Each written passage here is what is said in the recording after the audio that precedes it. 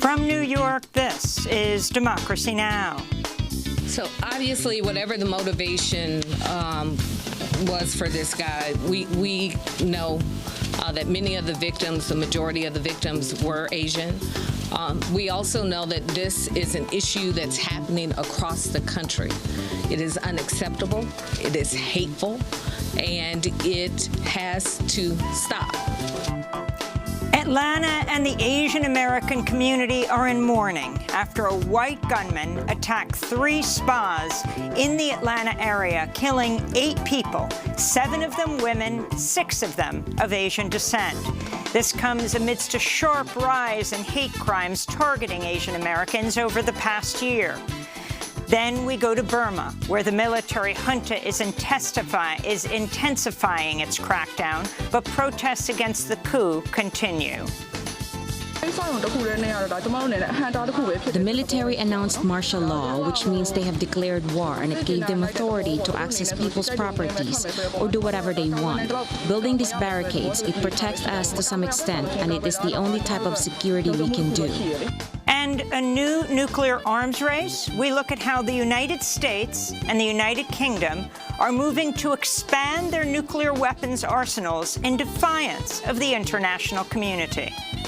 At a time when nuclear weapon risks are higher than they have been since the Cold War, investments in disarmament and arms control is the best way to strengthen the stability and reduce nuclear danger. All that and more coming up. Welcome to Democracy Now!, democracynow.org, The Quarantine Report. I'm Amy Goodman. The suspected gunman in Tuesday's attacks on 3 Atlanta area spas has been charged with 8 counts of murder and 1 count of aggravated assault.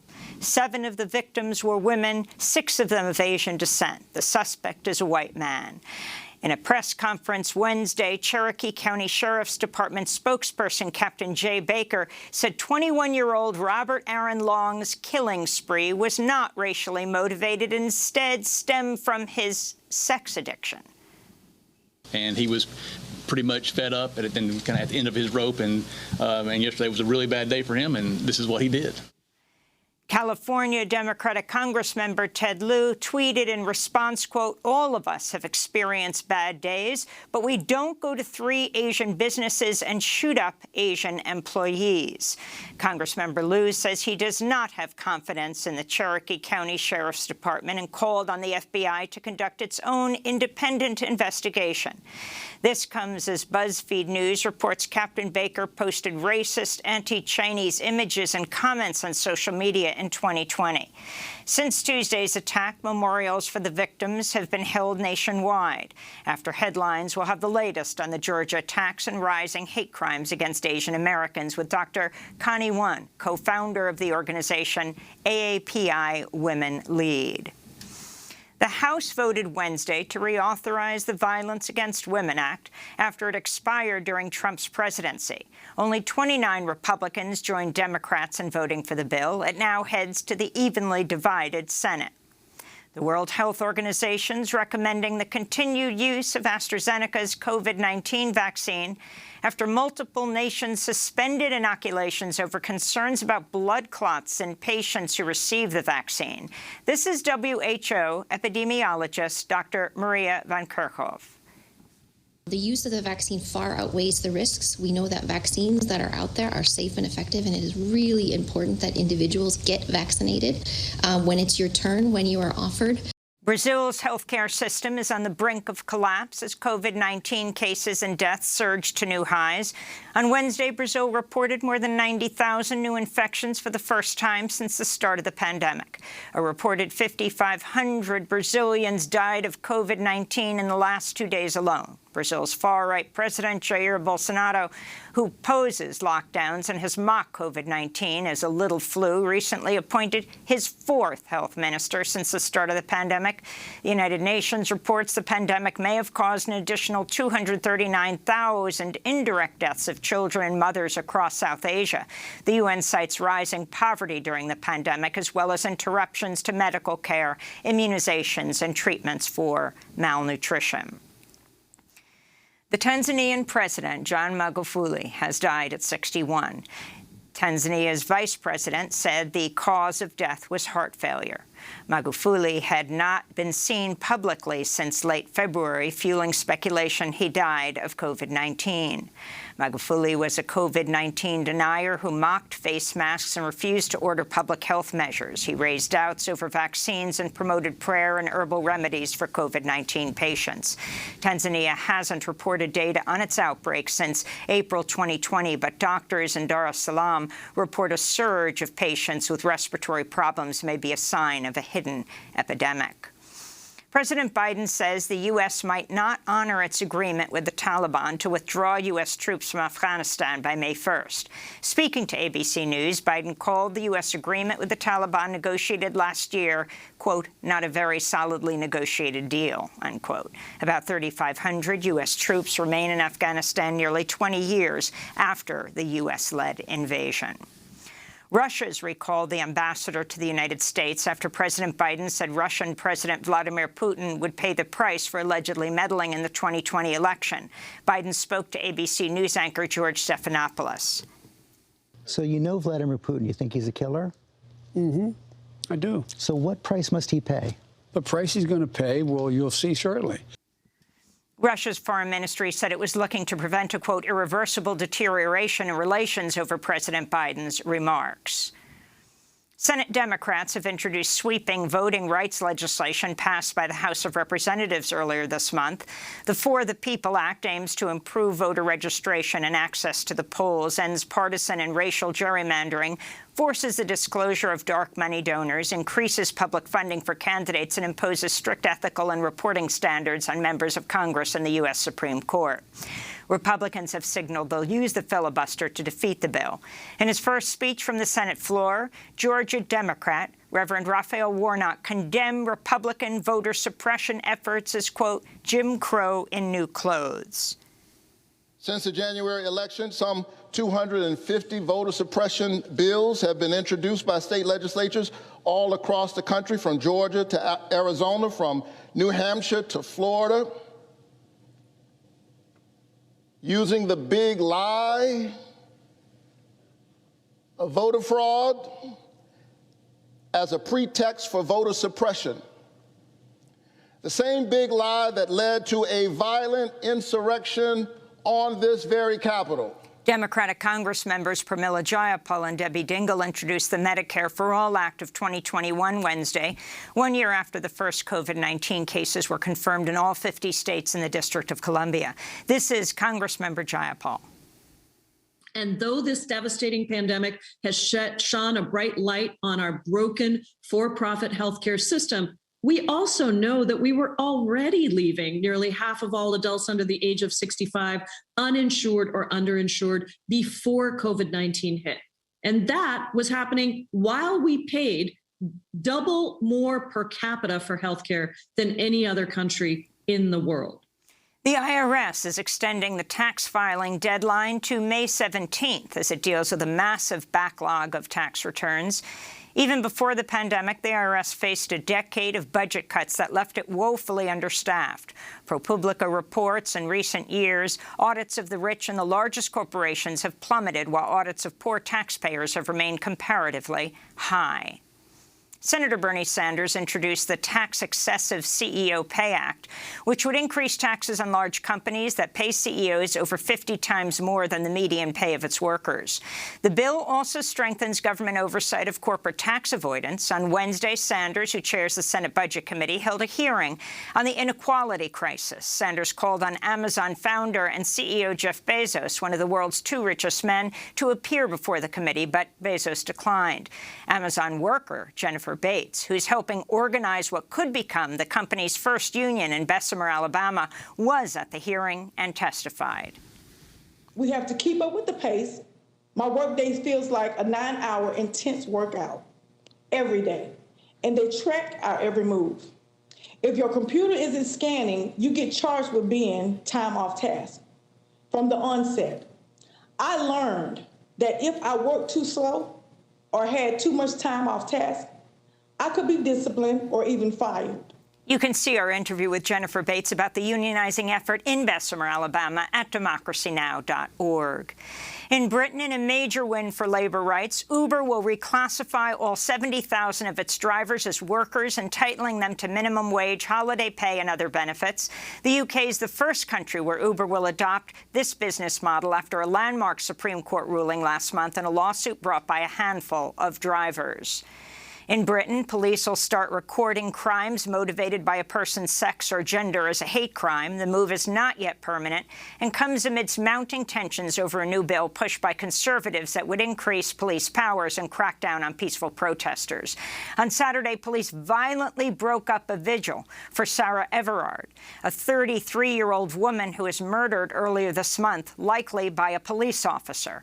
On Monday, Prime Minister Boris Johnson announced plans for plainclothes police officers to patrol bars and nightclubs in an effort to prevent sexual violence, a move that was swiftly condemned by rights groups and women across Britain. A Japanese court ruled for the first time Wednesday the country's ban on same-sex marriages is unconstitutional. The ruling is a major victory for LGBTQ rights in Japan, though campaigners still face an uphill battle to legalize same-sex marriage. This is one of the plaintiffs in the case who chose to keep her identity a secret. Only because the gender of the person we love is different, we can't get married. We live the same lives as heterosexuals, have the same troubles and the same joys. Though our lives are exactly the same, the nation wouldn't recognize this. This is clear discrimination from our point of view. And federal agents have arrested a heavily armed man outside the official residence of Vice President Kamala Harris. 31-year-old San Antonio resident Paul Murray was arrested by the U.S. Secret Service based on an intelligence bulletin originating from Texas. He had a rifle and massive amounts of ammunition in his vehicle. And those are some of the headlines. This is Democracy Now!, DemocracyNow.org, The Quarantine Report. I'm Amy Goodman in New York, joined by my co-host Nermeen Sheikh. Hi, Nermeen. Hi, Amy, and welcome to our listeners and viewers across the country and around the world. Well, the suspected gunman in 3 attacks on Atlanta area spas Tuesday has been charged with 8 counts of murder and 1 count of aggravated assault. 7 of the 8 victims were women, 6 of them Asian. The suspect is a 21-year-old white man. 4 of the victims' names have been released: Delana Ashley Yan, Paul Andre Michaels, Xiaojia Yan, and Dao Yufeng. The attacks began around 5 p.m. Tuesday, when 5 people were shot at Young's Asian Massage Parlor in a strip mall north of Atlanta. In a news conference Wednesday, Captain Jay Baker of the Cherokee County Sheriff's Department spoke to reporters about the suspect, Robert Aaron Long. He claims that these, and as the chief said, this is still early, but he does claim that it was not racially motivated. He apparently has an issue, what he considers a sex addiction, and sees these locations as something that allows him to go to these places, and it's a temptation for him that he wanted to eliminate. Sheriff, did you have the sense that he understood the gravity of what he did? I spoke with investigators that interviewed him this morning, and they got that impression that, yes, he understood the gravity of it, and he was pretty much fed up at the end of his rope, and yesterday was a really bad day for him, and this is what he did. Yesterday was a really bad day for him, and this is what he did, said Captain Baker. His comments and the decision by law enforcement authorities to focus on Long's narrative drew widespread criticism.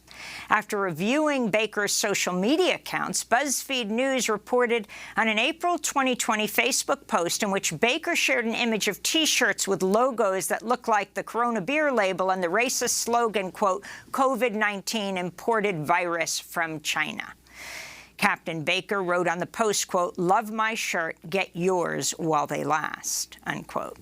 California Democratic Congressmember Ted Lieu tweeted, quote, "If the Facebook post is accurate And based on today's press conference, I would not have confidence in the Cherokee County Sheriff's Office to conduct a fair investigation that respected the Asian victims. I urge the FBI to conduct its own independent investigation, Congressman Liu said. This comes as a report published Tuesday by the organization Stop AAPI Hate, documented nearly 3,800 reported hate incidents that targeted Asian Americans in the past year and showed women reported attacks at more than twice the rate of men. Since Tuesday's attack, memorials for the victims have been held nationwide and at some of the Atlanta area spas where they were killed. This is Atlanta resident Fred Morris, who works near one of the spas. Sad. It's saddening. I mean, this whole past year and a half, just with everything that's happened in this country, from Black Lives Matter to all this stuff happening to Asian people, it's just very sad, and it needs to stop. They said, the gentleman said that he was, it was not because of a racial issue. He said it was because of a sex addiction, which is, we all know that's not true because of the rhetoric that has been placed all throughout this country with people thinking that the China virus and things like that and just attacking Asian people all across the country is wrong, and it needs to be stopped. It really does. For more, we're joined by Dr. Connie Won. She is the co-founder of AAPI Women Lead organization. AAPI stands for Asian American and Pacific Islanders, and a researcher on violence against girls of color. She's joining us from Oakland, California. Her piece for Elle earlier this month is headlined, "Ignoring the History of Anti-Asian Racism is Another Form of Violence." Dr. Won, welcome to Democracy Now! The words of Captain Baker seem to have framed the discussion. The view of what took place as the narrative of the alleged shooter, that this isn't a hate crime. Can you talk about your response to what took place and how it has now been framed by the police? Great. Good morning, and thank you for having me on your show. So there's a couple of things, right? Here in the United States in particular, we can't disconnect race from sexism or racial violence from gender violence. That's kind of first and foremost in addressing the police officers' narrative around what took place. I think there's a long-standing history around the hypersexualization, the ongoing sexual violence against Asian women. This has happened across the globe. This occurred during racialized colonial wars in Vietnam, Cambodia, the Philippines, Korea. And so our country has had a long history of sexual violence against Asian women. And so for the police officer and the national narrative to act as if this is not something based upon race is a little bit of a problem. Centering his narrative instead of the survivors or the victims' narratives is also a part of the huge racial violence that this country is essentially guilty of.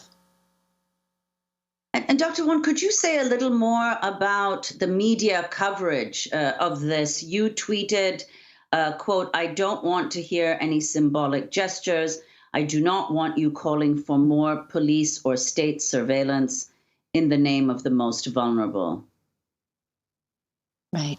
So, I think for the past year and in the past couple of months, there has been a lot of media focus upon particular individual acts of violence against our communities. And it has been helpful to the extent that it has lifted up or amplified the violence against our communities. The way that we have framed the violence against our communities, however, has failed to address the systemic violence against our communities. We have not implicated white supremacy enough. We have not implicated xenophobia enough. We have not implicated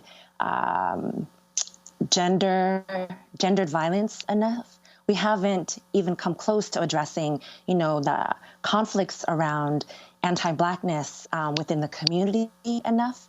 And so what the narratives have done is they've individualized these acts of violence. And what we need to do is also have a systemic analysis of what's happening. The other thing around that is when we individualize these acts of violence, especially the way that mainstream media has covered it, what we've done is we've also, some have called for increased hate crime legislation. They've called for more policing, more surveillance. And what they failed to acknowledge when they've done that is that Asian communities are also survivors of racial profiling. We're survivors of the criminal justice system. 33 Vietnamese refugees or immigrants were just deported a few days ago by President Biden. That to us is also a form of anti-Asian violence. So the media hasn't covered enough of the systemic and long-standing history of violence against Asian communities. What they've done is they've narrowed in on particular incidences, which is important, but they haven't historicized it enough, and they haven't named other forms of violence. And they've called for more policing and surveillance when community organizers have asked for the complete opposite.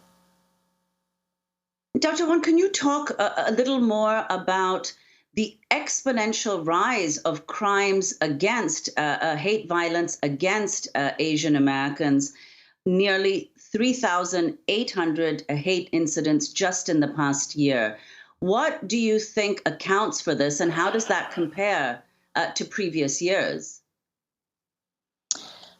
So that's been really painful, I'll have to be honest. The recent hate reports, the anti-Asian violence that has been exacerbated in the past year have been really hard for our communities, have been really hard on all of our lives. I think there are a couple things. One is we also have to expand. There's a couple things, actually. Let me just say. One is that these hate incidences are also underreported. Surviving anti-Asian violence has been a large part of most of our lives. And most of the time, we haven't reported the violence that we've experienced. Number one, because our communities, don't trust the criminal justice system. And we have a different relationship to mainstream. The other thing is that I think the surge that we see today or now has a lot to do with the coverage, which is also meaning we see more of what's happening. But at the same time, we can't separate this moment from Trump's administration. We can't separate it from the fact that this global pandemic that has killed so many people and has hurt so many lives was blamed on, or was called the China virus, was called the Wuhan virus, or what, the Georgia sheriff said was what did he call it? The China, it came from China. So it makes sense to, well, it doesn't make sense, but I think we can implicate and say that this rise in violence today is because we're being scapegoated largely by the previous administration. I want to read from a statement from Dr. Michelle O, a physician and Georgia state senator. She's the first Asian American Georgia state senator. Dr. O wrote, quote, "Our AAPI community has been living in fear this past year in the shadow of escalating racial discrimination and attacks. This latest series of murders only heightens that terror. I implore all Georgians and all Americans to reach out to your Asian American neighbors and to pledge to stand with them in solidarity." She gave a speech on the floor of the legislature right before the attack, with this heightened, this escalating violence against Asian Americans. And I was wondering, Dr. Won, if you can also go further and talk about these massage parlors. We don't know if the victims, some of the victims were sex workers, but you are writing, you've just finished a chapter on the dangers that sex workers of color, including massage parlor workers, face by police, clients, and now more definitively, white racist misogynists. Talk about this in the context of what we see happening now. Sure. So I think, what we have to recognize around the women and the men who were recently killed is that many of them were working in low-wage jobs. right? Which means that they were exploited, they were underprotected, they were under-resourced. I learned that some of the women who were killed were actually living in that spa, living in that massage parlor. That means that they, were living under conditions of, poverty. So I want us to really highlight that. And I also want to talk about the ways that massage parlor workers, low-wage workers, sex workers, we tend to come from, this industry, massage parlors and sex workers, the sex trade is a criminalized and stigmatized industry, which means that we are subject to criminalization, subject to police violence. Many of the massage parlors across the country have been subject to police raids. A few years ago in New York, there was a woman who was killed or who died. Her name is Yang Sun.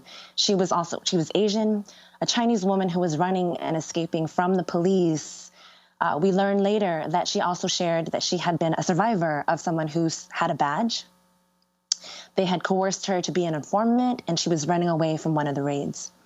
So massage parlors and other informal industries, including the sex trade, are really, we're survivors of the criminal justice system, which is why when mainstream media or, politicians or others call for more policing and surveillance in response to the violence that massage parlor workers faced, including these women who were killed, you're calling for more violence against our communities, and that isn't the answer either, right?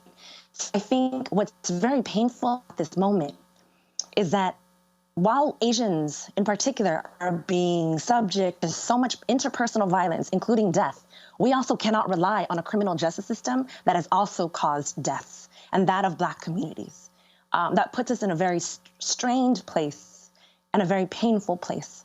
And so we are relying on our community organizers. We've long been relying on our community organizers, our communities who are working for community-based accountability in solidarity with Black communities, Latinx communities, Indigenous communities, Pacific Islanders. We're all working together to end the violence against Asians and our other communities of color because we know that we're survivors for multiple forms of violence.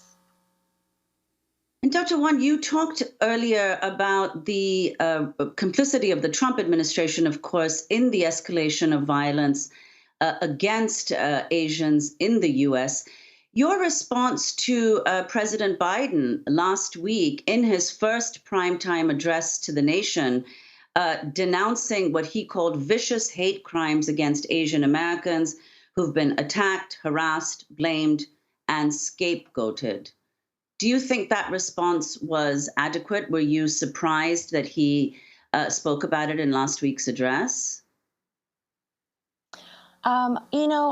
I'm not surprised because there's been enough pressure and there's been a lot of violence.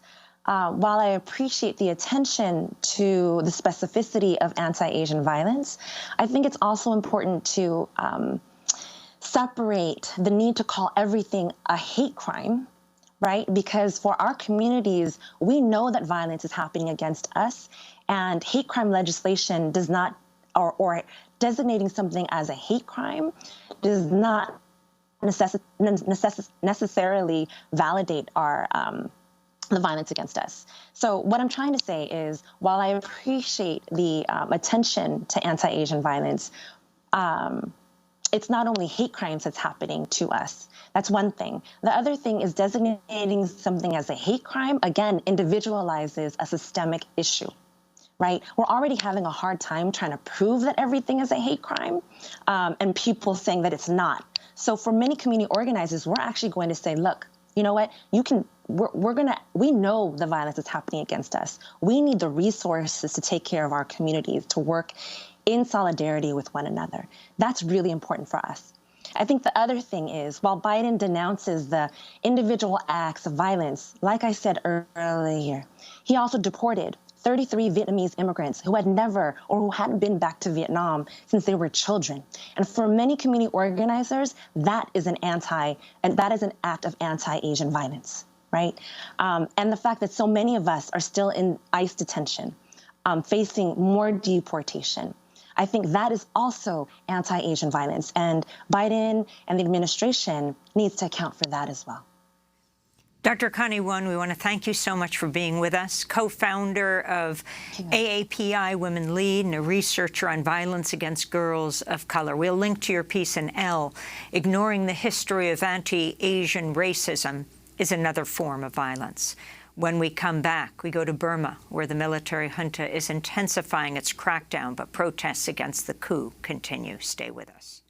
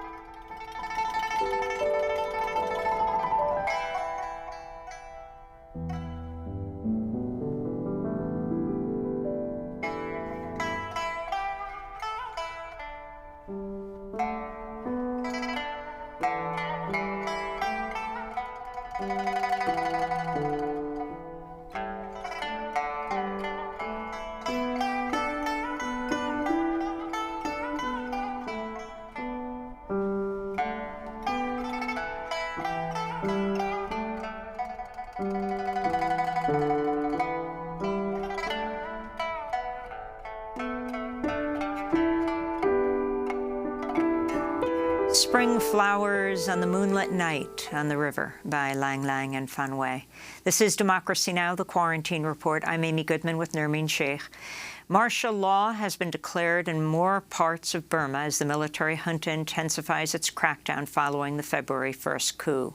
According to one Burmese group, at least 217 protesters have been killed. Over 2,000 have been arrested or detained since the coup began. On Sunday, at least 38 people were killed in the deadliest day of political violence so far. But protests are continuing across the country. The military announced martial law, which means they have declared war, and it gave them authority to access people's properties or do whatever they want. Building these barricades, it protects us to some extent, and it is the only type of security we can do. The military is also cracking down on communications. Much of Burma is under an internet blackout, and independent newspapers have stopped publishing. Last week, all 15 nations of the UN Security Council issued a joint statement condemning the, quote, violence against peaceful protesters, including against women, youth, and children. China and Russia back the UN statement. The Office of the United Nations High Commissioner for Human Rights has accused the military of torturing prisoners. At least 5 deaths in custody have occurred in recent weeks, and at least 2 victims' bodies have shown signs of severe physical abuse, indicating that they were tortured. We are deeply disturbed that the crackdown continues to intensify, and we again call on the military to stop killing and detaining protesters. Despite the international criticism, the Burmese military is intensifying its grip on power. Earlier today, additional charges were filed against the ousted civilian leader Aung San Suu Kyi. Meanwhile, Burma's UN ambassador, Chow Mo-Toon, has been charged with treason following his remarks last month at the UN condemning the coup. We go now to Geneva, Switzerland, where we're joined by Wei Nin. She's a Burmese human rights activist with Burma Campaign UK. She's the daughter of a longtime Burmese dissident who's the former student leader and political prisoner who's been detained since the start of the coup. We welcome you to Democracy Now!, Wei Nin. Thank you so much for joining us. Explain what's happening on the ground, the massive assault on protesters, and also what's happening with your father, a well-known now political prisoner. Thank you so much for having me on your program. It's been 46 days since the coup took over my country, Burma.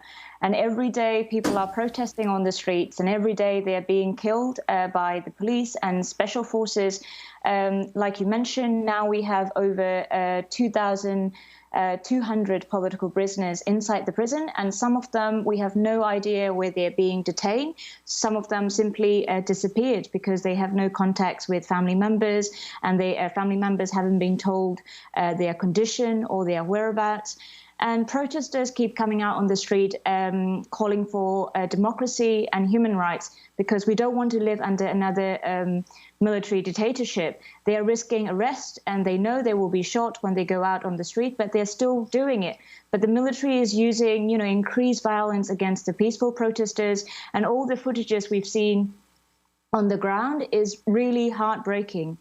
And regarding my dad, he was arrested on the first day of coup on 1st of February. And since then, we have no idea where he is being detained or his whereabouts. So we are very worried about his condition as well, and also it's very hard to see, this is his third arrest. So it's very hard to see him being back in prison again. And Wei Nin, although, as you said, it's very difficult to know what the situation is of political prisoners, there have been reports from human rights groups that officials from Aung San Suu Kyi's party have been badly tortured in prison, and 2 have died in custody. Could you talk about that?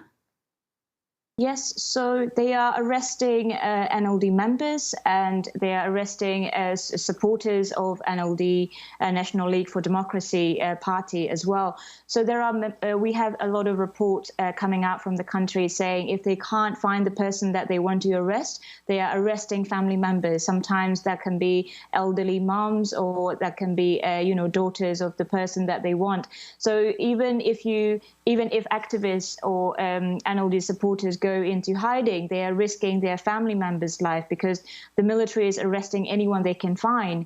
And so there are 2 types of arrests going on. So they are targeting individuals like activists, journalists, and NLD members, but at the same time they are doing mass arrests, especially during the night. There is no internet from 9 o'clock to early in the morning. So during the night they are doing nightly raids and arresting peaceful protesters if they could find, and any activists that they could find. So there are 2 types of arrests going on, one targeted and one mass arrest. So that's why, it's been 45 days and we now have more than 2,200 people in prison. Wei Yin, could you also respond to the joint statement that was issued by the UN Security Council last week?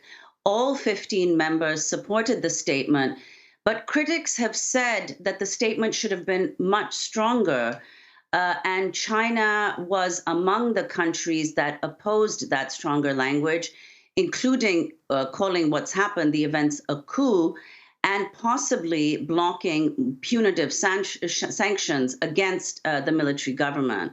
Your response to last week's statement?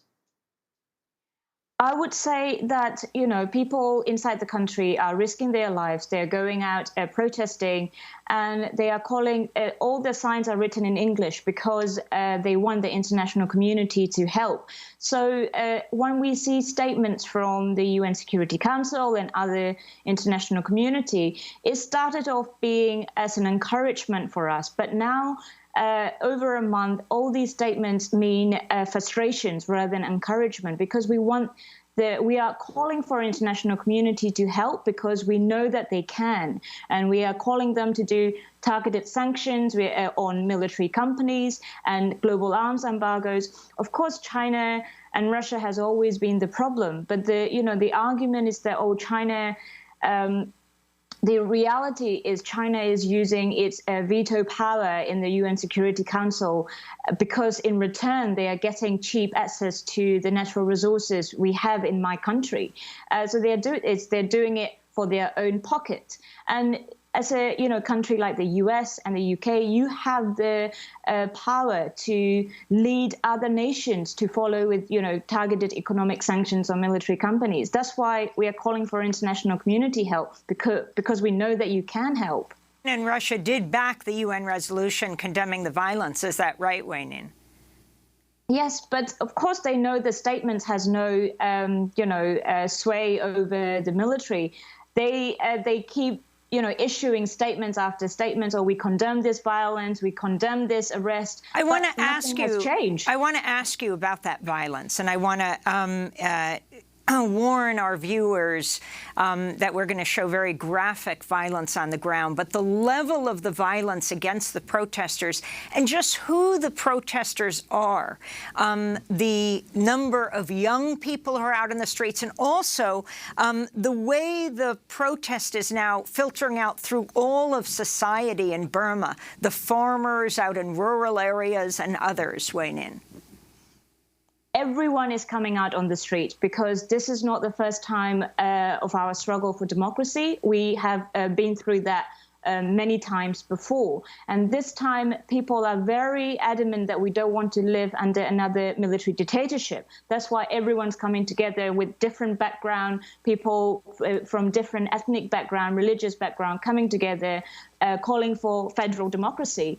And of course, if you're cracking down on peaceful protesters, if you want to stop them, there are so many ways to shoot, or there are so many ways to stop peaceful protesters. But what they are actually doing is shooting people in the head, shoot to kill, and it's not stopping the peaceful protest anymore. That's pure killing.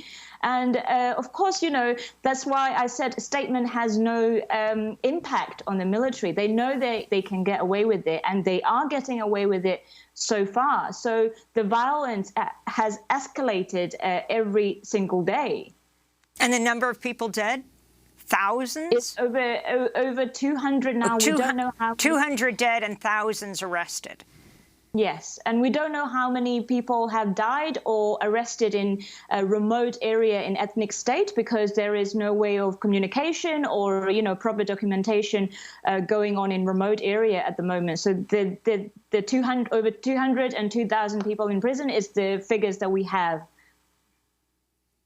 And Wei-Ning, could you also talk about the World Food Program? The UN's World Food Program has warned that the situation in Burma risks pushing poor families into greater hunger. Burma is among the poorest countries in Asia. What do you know about the impact of what's happening on the most vulnerable in the country? It's getting worse and worse. Of course, we have, it's a very poor country. We don't have any welfare system in the country. And at the same time as the protests, we also have a civil disobedience movement going on, which means civil servants are not going to work. So the military has been pushing to reopen schools, military hospitals, and other banks and other sectors. But the civil servants are saying, no, we are not going back to work. This is our way of protesting against that.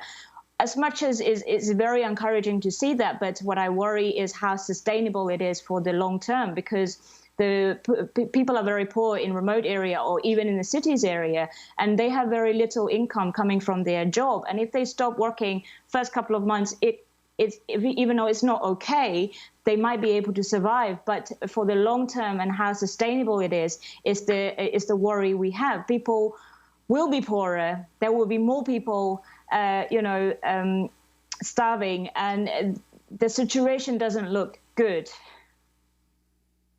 And before we end, you talked earlier about China's role in this. Chinese factories have been and businesses have been attacked in Burma.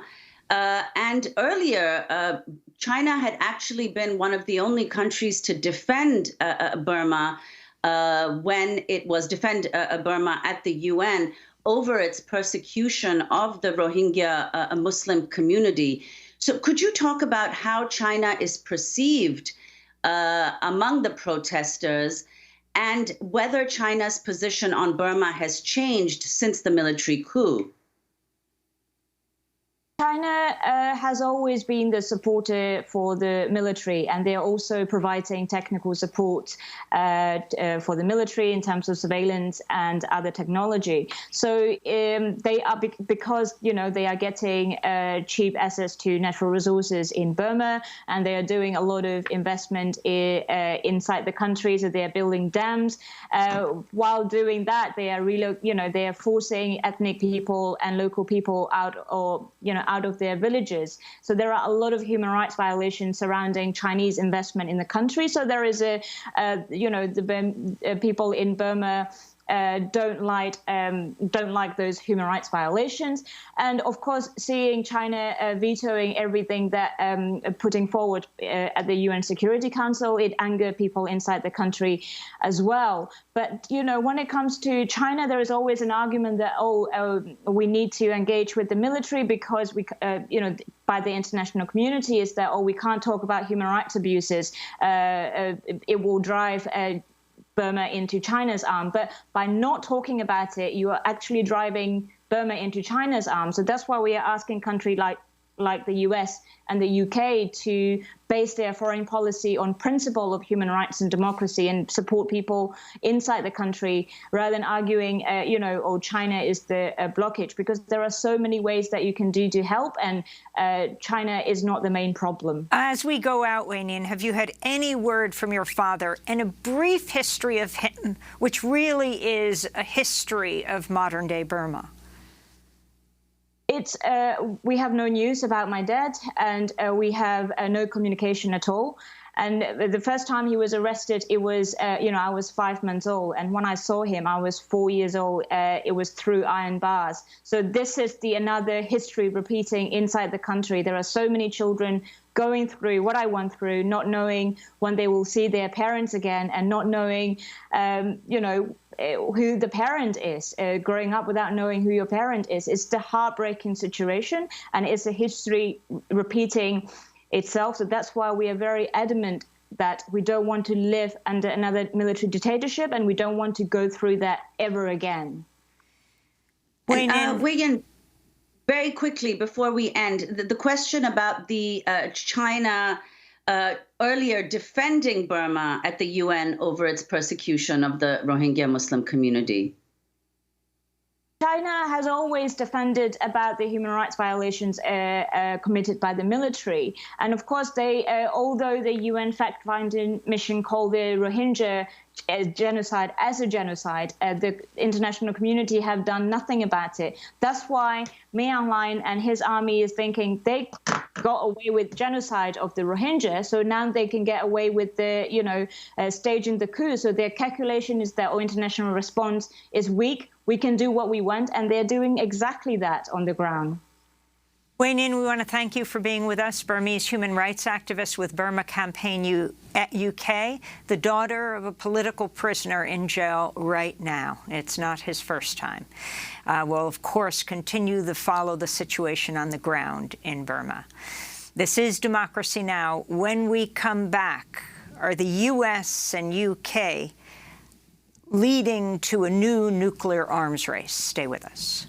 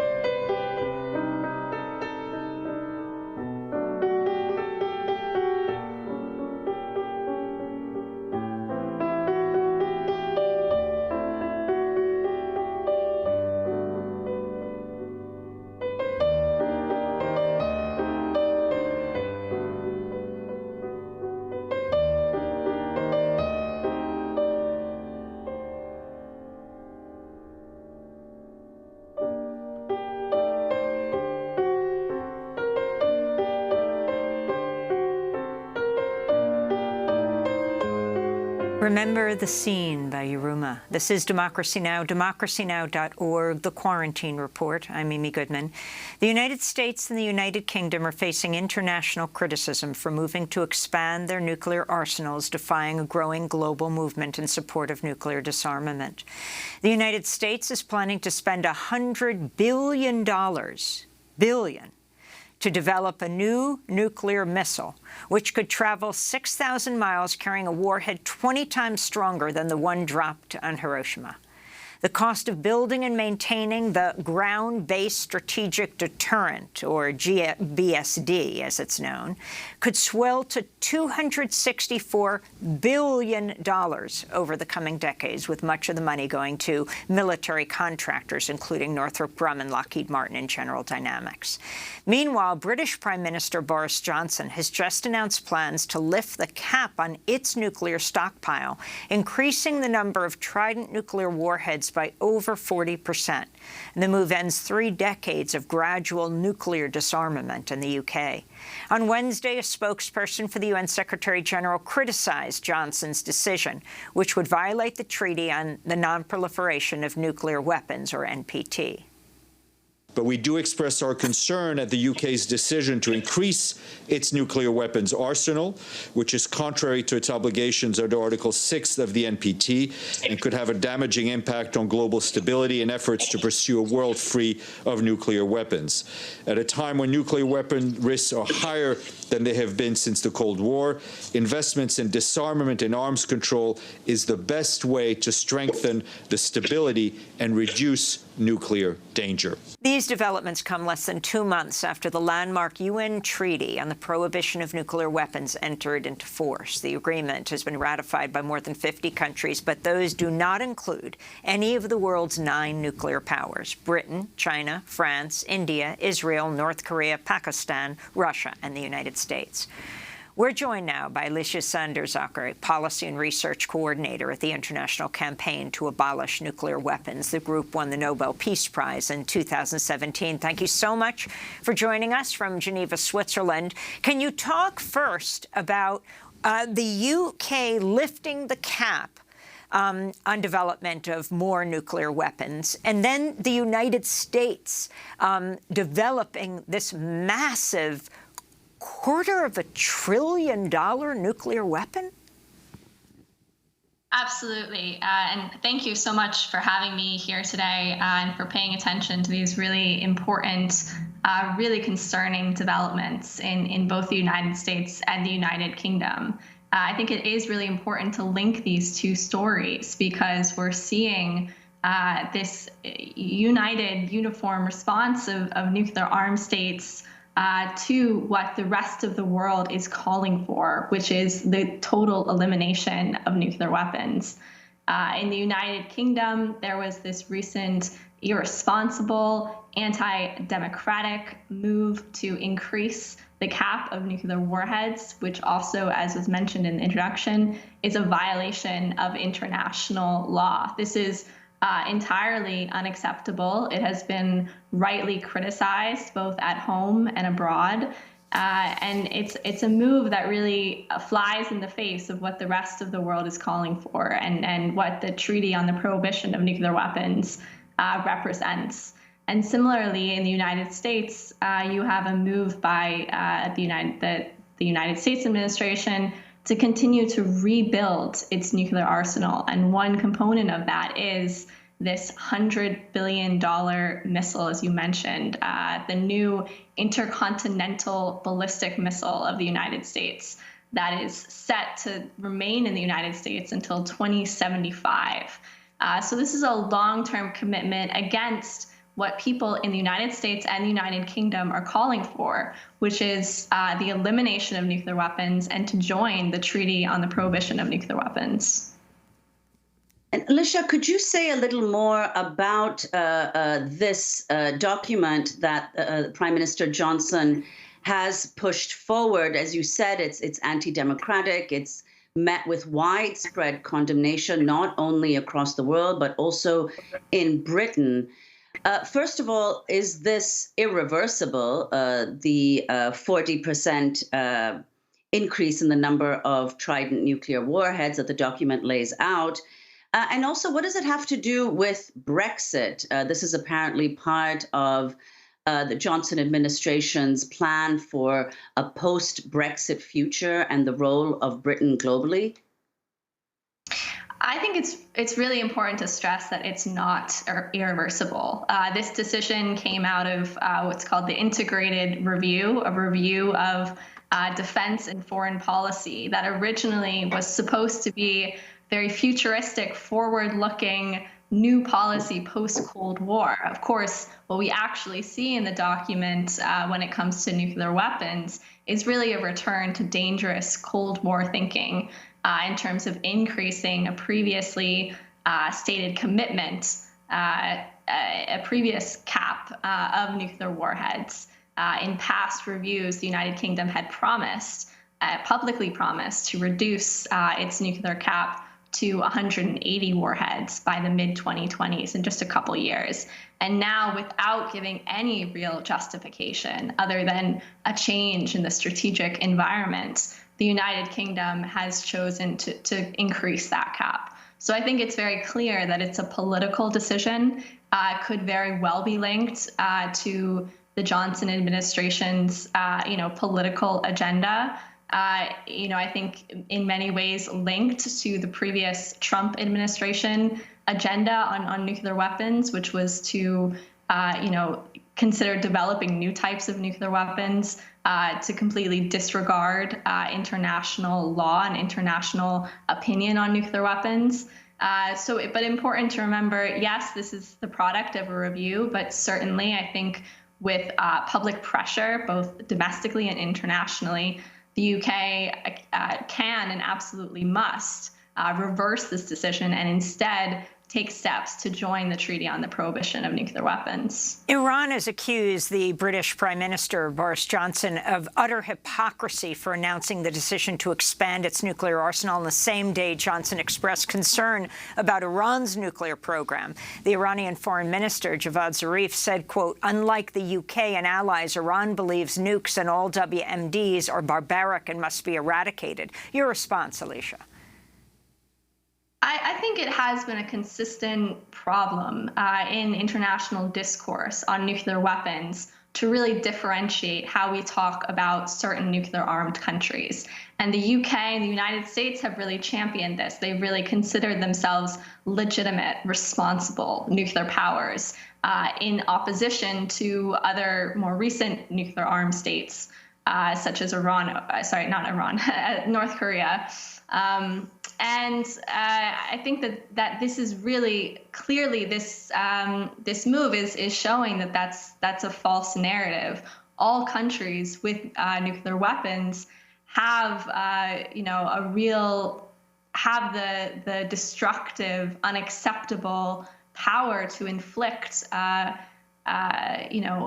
really unprecedented humanitarian consequences for the world. And any nuclear-armed state should be condemned for engaging in this behavior that has been outlawed by international treaties, most recently by the Treaty on the Prohibition of Nuclear Weapons. No matter who the country is, developing, producing, maintaining nuclear stockpiles is immoral and illegal. Alicia Sander-Zacher, I want to thank you so much for being with us, Policy and Research Coordinator at the International Campaign to Abolish Nuclear Weapons, ICAN, which won the Nobel Peace Prize a few years ago. That does it for our show. Happy birthday to Steve DeSev. Democracy Now! Is produced with Renee Feltz, Mike Burke, Dina Guzder, Libby Rainey, Maria Terracena, Carla Wills, Tammy Warrenoff, Tarina Nadura, Sam Alkoff, Marie Astudio, John Hamilton, Robbie Karen, Hani Massoud, and Adriano Contreras. Our general manager is Julie Crosby. Special thanks to Becca Staley, Miriam Barnard, Paul Powell, Mike DeFilippo, Miguel Noguera, Hugh Grant, Dennis Moynihan, David Prude, and Dennis McCormick.